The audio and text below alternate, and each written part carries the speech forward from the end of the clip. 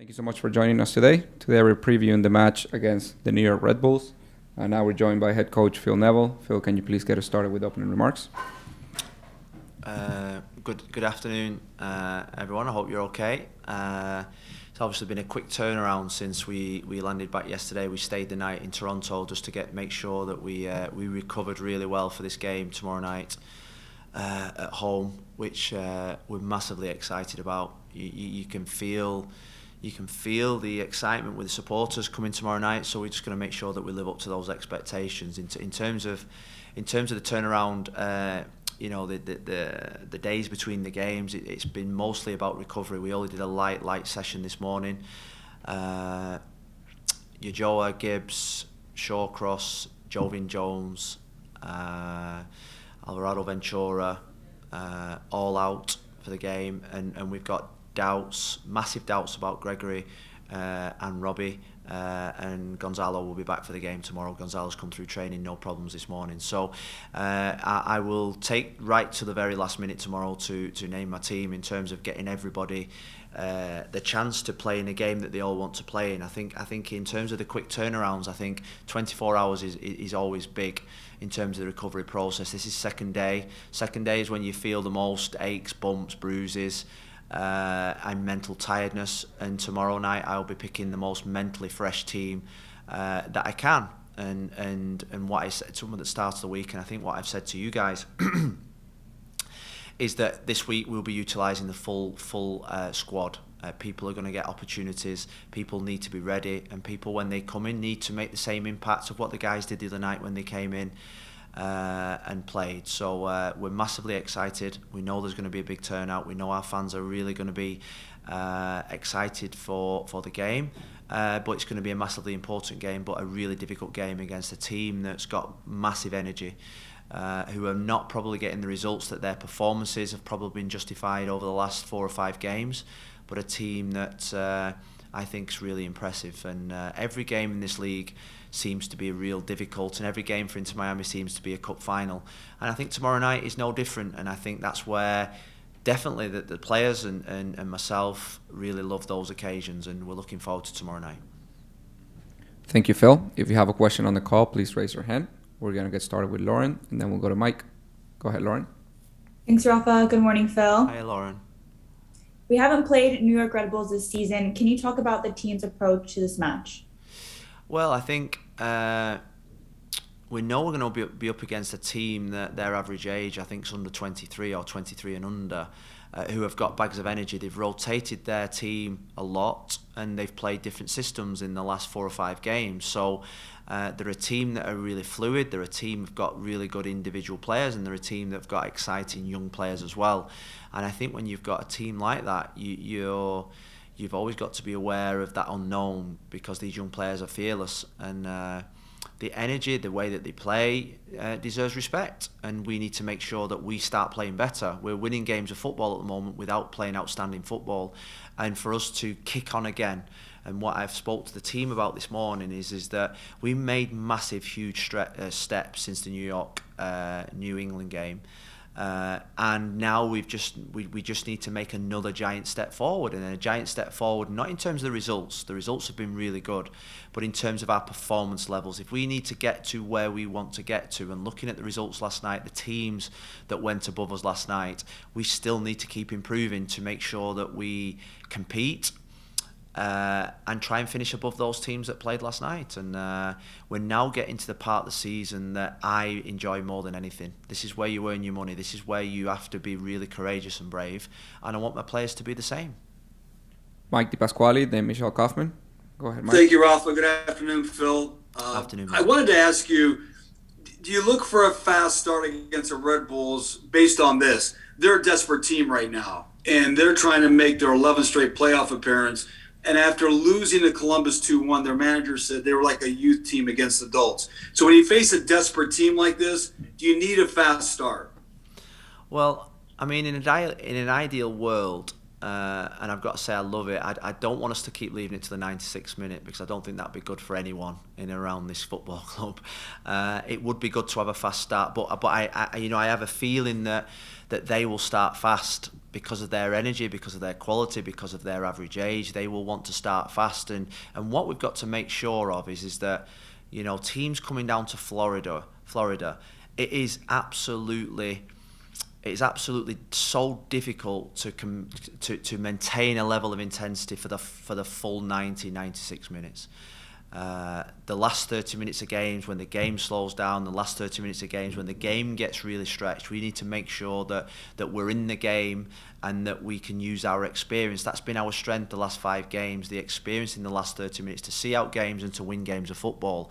And I call that the Miami, the Florida effect of playing in great humidity. It's 7 o'clock kickoff, so it's going to be 1-2 degrees hotter, more humid, and that hopefully will give us the advantage. That is our advantage, and because of our supreme fitness, because of the work that we've been doing with them on their fitness, we expect that we finish, and we know that we finish games really strong. So whether we start games or finish games really strong, we know we've got the durability and strength to go the full distance, and that's what we've got to do in most games from now to the end of the season. There's plenty of more twists and turns to go, and we just need to make sure we're focusing on the next game. And whether we start the game well or we finish the game well, the result and the process and our performance is the most important thing. Michelle Kaufman, then Franco Panizo. Go ahead, Michelle. Hi, Phil. Good morning. Morning, Michelle. Actually, it's afternoon. Sorry.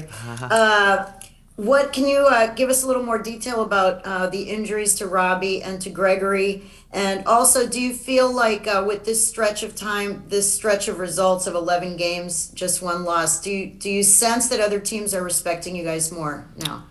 Well, I think in the last 2 games, in terms of the tactics that we've played against, and the Cincinnati game, I suppose, there's definitely been a shift in probably the way that teams set up against us, which is a mark of respect for the way that we've been playing. So yeah, I think there is a little bit more respect, but we've earned that respect from the performances that we've put in. In terms of Gregory and Robbie, Robbie played only his second full 90 minutes in professional football on Tuesday night. I've lost track of days. He played on Saturday. He played the week before, and he's a boy that we want to maintain at the absolute top level of physical fitness. We had the problems at the start of the season with his hamstrings and etc., and we want to make sure that we're doing the right thing. So he's feeling tired today. And we just need to make sure that he's right for the game. So we recovered him today. He's a boy that wants to play, but he's also a boy that we need to protect. In terms of Gregory's just had niggles for the last 3 or 4 weeks, and the short turnaround of time has been difficult for him to recover in terms of and getting the right amount of training inside him. So again, we recovered him today, and we're going to take it right to the very last minute to see that whether Gregory will make the starting 11. Ultimately, we want him to play. He's our captain, he's our leader, and we know how important he is for him. But I won't take any risks at all with them 2 players. Next question, Franco. Thank you, Rafa. Hey, Phil. Nice new backdrop you have there with the different logo. Nice. I wanted to ask you about, obviously, this is a quick turnaround. Not a lot of time to practice. How do you go about addressing the attack and improving the attack, improving the team with the ball, given that there's not that much time to train and practice? Well, I mean, there's no time. There's no time to. Nice hat, Rafa. Are you following the Lucky Hat Brigade? Yeah, they're nice. In terms of the turnaround, there's no time whatsoever to work on the intricacies, the detail on the training field. So it's just showing them the video of what we expect. We need to play a little bit quicker. We need to play 1-2 touch. We need to play with a lot more speed in what we're doing. And it's as basic, as simple as that. Players just playing with a little bit more speed, not taking more than 2 touches. We do possessions most days where the restriction is to play 1 or 2 touch and no more in certain phases of the pitch. So I think what we've seen in the last 3 or 4 games is maybe that third and that fourth touch, which meant we've not got as much rhythm in our play as what we would have liked. So tomorrow I expect a better level of performance. That's the demands that I'm putting on them. The other night, even though we won, I wasn't happy. I wasn't happy with the performance level of the team. They knew that, they accepted that, and they agree with me. And tomorrow night we're hoping to make another jump forward in terms of the intensity of our play. Dairon, and then last question, Mike. Thank you, Rafa. Thank you, Phil, for being here with us. Hi, thank you. You've been winning the last, 11 games, but their results have been a little bit short, like 1-0, 3-1. I think that is the longer one, the longer one against Toronto. And Gonzalo Wayne, he said too far ago that he was not worrying, but that he wanted the team to win for more, that he wanted the team to score 1 goal and not going back just to defend, that he wanted the team to go for the 2-0, the 3-0. Is that something that you are looking forward with that intensity that you are talking about? Well, I think there's 2 things. Yes, I agree that to not create more chances, but to be more ruthless in taking our chances. I think that's the first thing I would say. We need to be more ruthless. We need to stop wasting opportunities. Think back to the Toronto game at home. We could have won that game 5 or 6, and we were careless in our finishing. The other night we had 1 or 2 one-on-ones where I thought if we stick them in, it becomes an easy game. So I don't think we're as ruthless in our finishing what we should. So that's the first challenge I say to the forwards. And then secondly is to get more control in the game, create more chances for the forwards. I think I 100% agree. It's something that we've been working on all season. And I take it back to the fact that we need to be a little bit more composed in our play in the final third. And we're very much a transition team, a counter-attack team is when we're at our best. But ultimately we're going to control games as well. And to create more opportunities, to be more ruthless in attack. And when you win games 1-0, it is a brilliant sign. I'm not worried at all by winning games 1-0. The best teams, the teams that win the leagues, the teams that win championships, win games 1-0. And you go through periods in the season where sometimes the winning is more important than the performance. And I felt in the last 3 or 4 games when most teams have gone through a real brutal schedule, and we've had players away on international duty. Winning games of football breeds confidence and belief. And we should never, ever forget that is the case. And yes, winning and playing well and having a level of performance is important, but we just need to keep making sure that we focus on the things that we need to keep improving on. And if we keep improving on those things, then we'll continue to have the run that we're doing.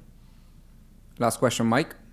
Thank you, Rafa. Thank you again, Phil. I'm just curious, since that loss to New England and a lot of people doubted this squad, were there certain players, veteran players, that came to you maybe during practice, maybe during lunch, and to say, we're not going to tolerate this, and we are better than we are right now, and as a result, this is why you're having your run? Well, no, I didn't have any senior players come to me and say that, because ultimately I felt after that game it was at the point where every single one of us within the football side, our futures were on the line, and I told them that our futures were on the line, but I also told them that there was no way that we was going to finish this season and not be a success. I didn't join into Miami. I didn't bring my family out here all the way from England to fail, and that was personally my biggest motivation. And what we said is that as a group, there's only one way we were going to succeed, and that is by coming together as a team and not be a team of individuals. And I say it again, is that we had a brilliant set of individual players that weren't playing as a team. Now we have a set of players that are playing as a team and are becoming a brilliant football team. And that is the most important thing. And when I came to this football club, I knew I was joining a football club with some brilliant individual players, but also the rumours, the gossip, the people in and around the club told me that we were a team that played as individuals. And it took 6 months. It's took 6 months and a lot of heartache and a lot of pain to get to the point where now all of a sudden the penny has dropped from the players that without each other we can't win the games of football. Without each other we can't win golden boots. Without each other we can't win man of the match performances. Without each other we can't earn a contract for next season. And that ultimately is what it was down to. Do we want to be at this football club next season? Yes. If you want to be at this football club next season, then the level of performance needs to be better. And we hit rock bottom against New England, and there was only one way out of it. And we came out of it the right way. And there's other clubs that you look at Toronto at this moment in time, they're struggling like mad, and they look like they're not coming out of it. But we've got a set of players that showed great bravery in coming out of a really bad situation, and we did that by being together. Thank you, Phil. Thanks, guys.